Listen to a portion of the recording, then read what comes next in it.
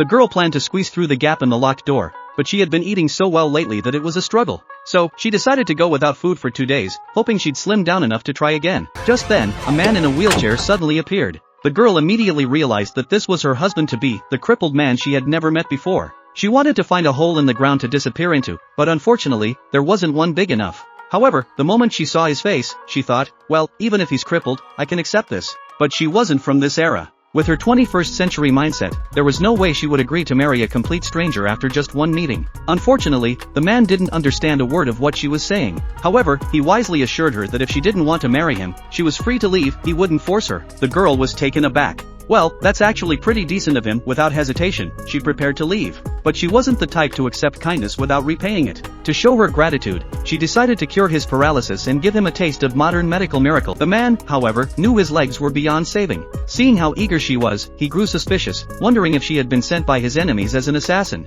He decided to keep her close and observe her. That night's dinner was a disaster. The man frowned at the food, and the girl quickly explained that the family was too poor to afford good ingredients. She had used medicinal herbs from the mountain to prepare the meal. It might not taste great, but it was packed with nutrients. The man grew even more doubtful. If she grew up in poverty, how does she know medicine? Just then, the aunt stormed in, claiming the girl was a bringer of misfortune. Her son, who had accompanied the girl to gather herbs, suddenly fell ill upon returning. His whole body ached, and he was delirious. The aunt was convinced that he had been cursed. The girl, suspecting something else was at play, checked his pulse and immediately recognized it as food poisoning. But the aunt refused to believe her and insisted the girl had cursed her son into unconsciousness. The girl offered to treat the boy, but the aunt scoffed at the idea. Before anyone could intervene, the man unexpectedly sided with the girl. Let her try. The girl stepped forward and, without hesitation, reached to remove the boy's clothing to examine him properly. The aunt was furious, thinking the girl was trying to take advantage of her son, and immediately launched into a tirade about how the girl was ruining his purity. Sensing trouble, the man flicked a single soybean with precision, striking the aunt and forcing her to kneel. Taking the opportunity, the girl pulled out a silver needle and inserted it into the boy's hand.